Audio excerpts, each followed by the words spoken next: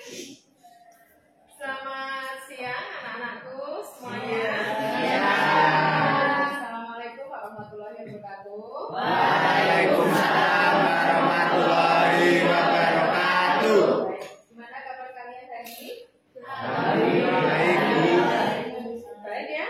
Baik. Sehat semuanya? Sehat. Ada yang tidak masuk hari ini? Iya. Alhamdulillah, berarti kalian sehat semuanya. Saya sangat senang karena memang cuacanya saat ini seperti ini. Saya harap kalian tetap menjaga kesehatan.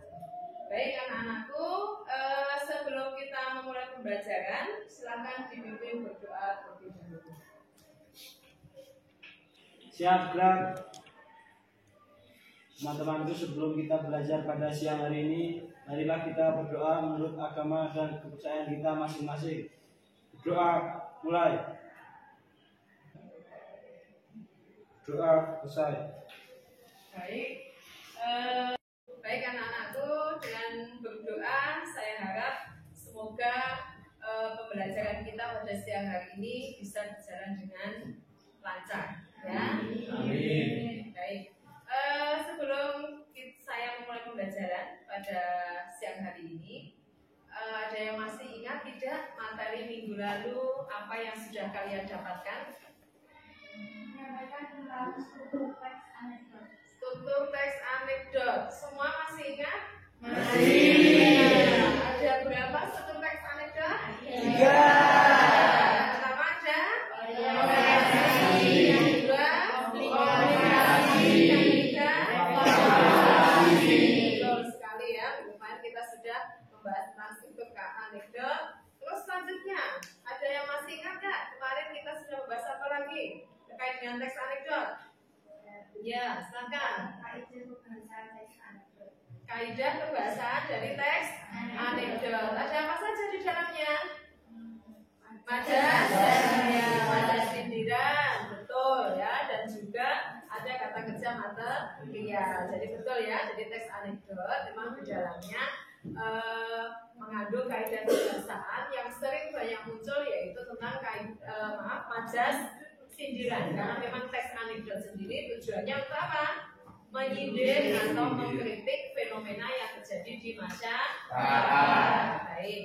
Hari ini kita akan belajar masih tentang teks anekdot, tapi dengan materi yang berbeda. Nah, apa materi yang berbeda?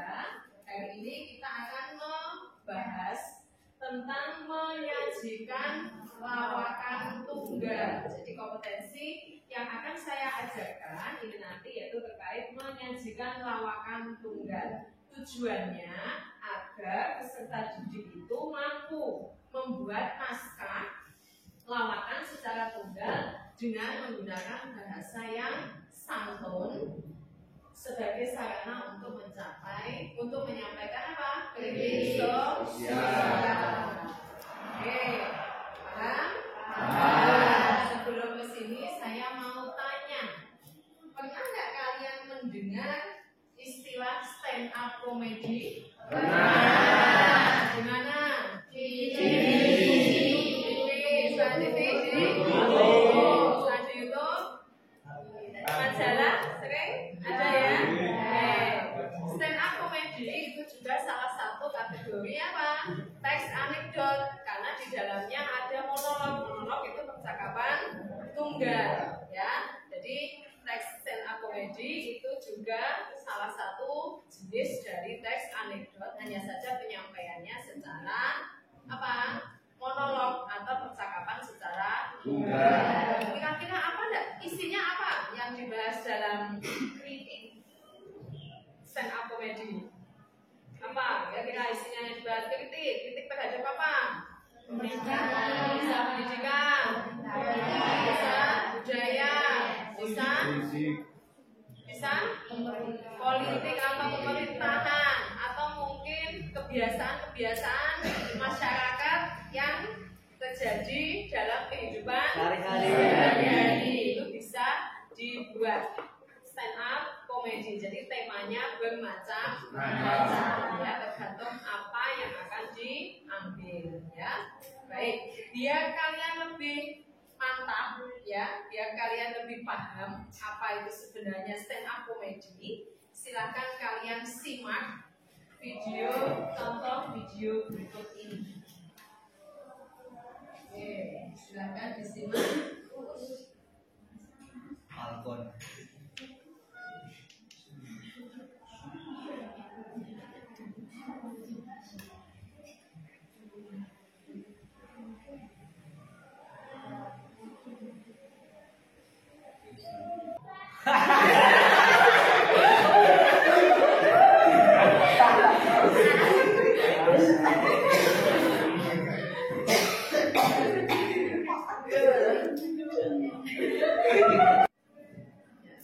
Gimana anak-anak? Sudah disimak itu tadi videonya? Baik. Itu tadi contoh ketika membawakan stand up komedi. Tentunya isinya harus bersifat apa? Lucu. Yang kedua harus berisi kritikan terhadap apapun ya fenomena yang terjadi di masyarakat. Nah, sebelum nanti kalian membuat naskah, kalian harus memperhatikan beberapa istilah. Ada 4 istilah yang ada dalam pembuatan stand up, naskah stand up komedi. Yang pertama harus ada set up. Set up ini sebagai pengantar sebelum membahas suatu permasalahan. Biasanya berisi pengantar lelucon yang akan disampaikan. Terus yang kedua ada punch. Punch itu biasanya bagian yang mengandung humor atau mengandung tawa. Dan yang ketiga ada beat. Beat itu bagian yang membahas satu subtema dan merupakan bagian dari lawakan. Jadi saya sudah katakan teks anekdot dalam stand up comedy itu harus mengandung tema. Kalau temanya tentang pendidikan ya berarti yang dibahas terkait dengan pendidikan. Kalau temanya tentang remaja anak muda saat ini yaitu tentang jomblo atau tentang kebiasaan remaja ya harus ada temanya. Tidak boleh keluar dari tema. Dan terakhir ruler of three itu artinya sebuah cara yang mengundang tawa si penonton. Jadi seorang komika atau seorang yang membawakan stand up comedy harus betul-betul bisa membuat apa? Penonton tertawa. Bagaimana caranya? Harus membuat penonton tertawa. Ya, itu salah satu kuncinya. Yang jelas yang disampaikan tidak boleh mengandung apa? Sara atau suku, agama, ras dan antar golongan. Bahasa yang digunakan harus menggunakan bahasa yang satu. Baik, sekarang untuk selanjutnya silahkan kalian membuat naskah lawakan tunggal. Kita tentukan ya temanya ya. Temanya tentang korupsi. Tahu ya korupsi? Tahu. Ya, karena korupsi melanda Indonesia saat ini. Silahkan kalian buat lawakannya di buku tugas. Berapa menit? 5 menit? Iya, 15 menit ya. Silakan. Silakan. Apa? Tulisanmu berisi korupsi apa? Ini berisi ya sepertinya DPR aja deh.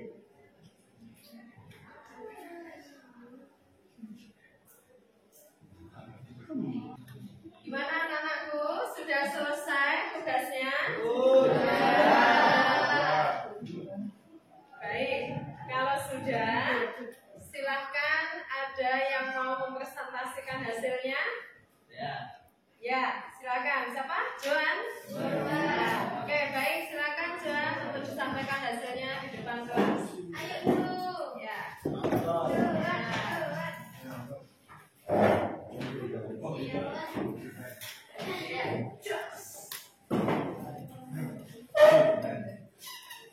Sehat teman-teman? Bagaimana kabarnya hari ini? Baik. Ya semua ya. Ya. Perkenalkan, nama saya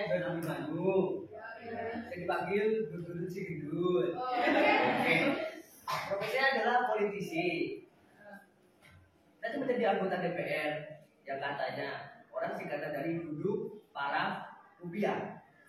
Itu apresiasi lama yang sudah basi. Bagi saya, DPR itu dolar pun rapok. Tugas saya adalah menampung aspirasi. Asiknya biara bini sana sini. Saya pernah jadi menteri, mentereng tenar bikin diri. Itu kenapa orang ini sama saya? Bahkan mereka nuduh saya korupsi. Padahal saya nggak suka yang namanya korupsi. Korban rupiah sana sini. Saya lebih suka korupsi, dapat rupiah sana sini. Dulu saya pernah sumpah kalau rupiah selesai korupsi, gantung saya di Monas. Orang-orang pada ketawa, termasuk kalian juga kan? Justru yang ketahuan itu sungguh bodoh, karena serupiah pun saya tak pernah korupsi. Kalau korupsi miliaran rupiah sih sudah pasti. Makanya kalau saya sekarang di penjara dengan tuduhan korupsi itu sungguh menggelikan. Sama kayak lembaga pemerintah bernama KPK, harusnya diganti dengan KPD, Komisi Pemberantasan Korupsi.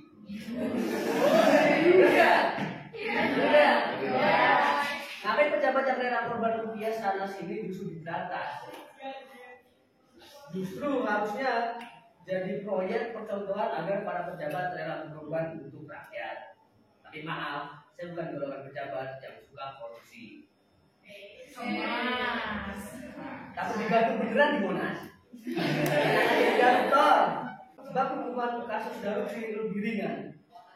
Seringan maling ayam. Ini perbandingan masa hukuman bagi koruptor, maling ayam, sama koruptor. Maling ayam dipukul 8 tahun pas. Untuk revisi sana sini jadi 4 tahun pas. Dendanya babak belur diakini masa, gak balance sama hasil kerjanya. Koruptor terancam digantung di Monas sesuai dengan ide saya dulu. Ancamannya denda, didisiplinkan sampai 7 turunan. Tapi dengan catatan, tunggu sampai ada jaminan di akhirat juga tersedia kursi yang lebih kasar.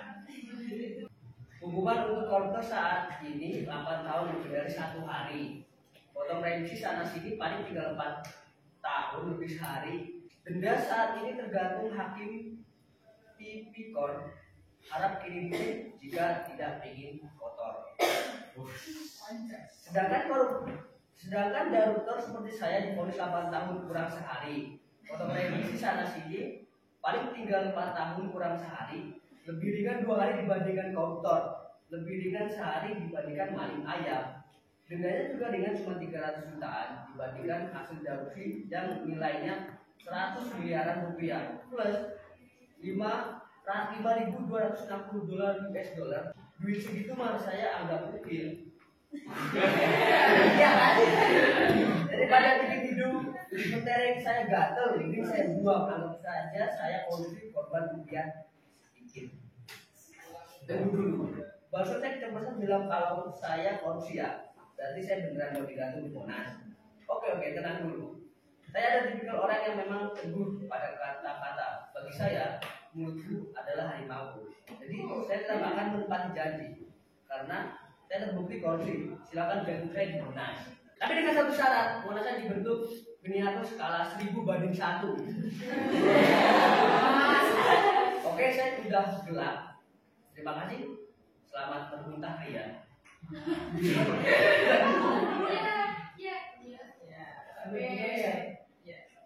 Oke, baik, tepuk tangan.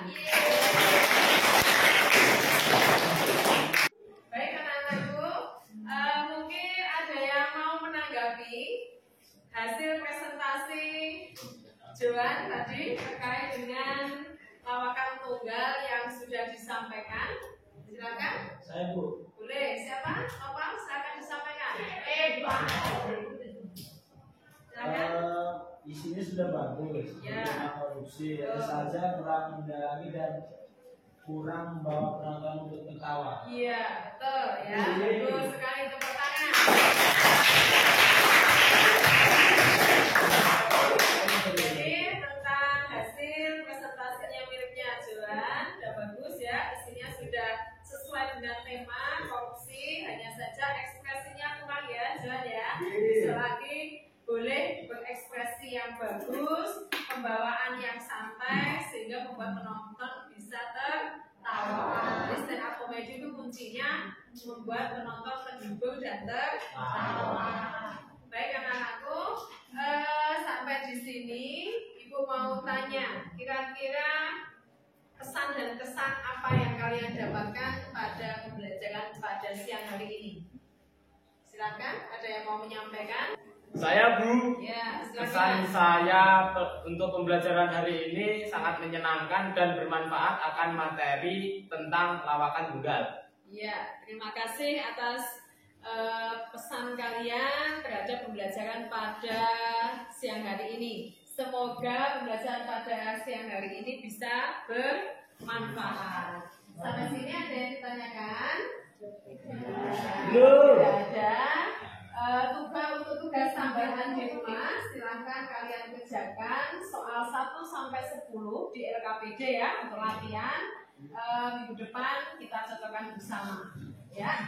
Kalau tidak ada pertanyaan, saya akhiri pelajaran pada siang hari ini. Wassalamualaikum warahmatullahi wabarakatuh. Waalaikumsalam warahmatullahi wabarakatuh. Ya. Cuma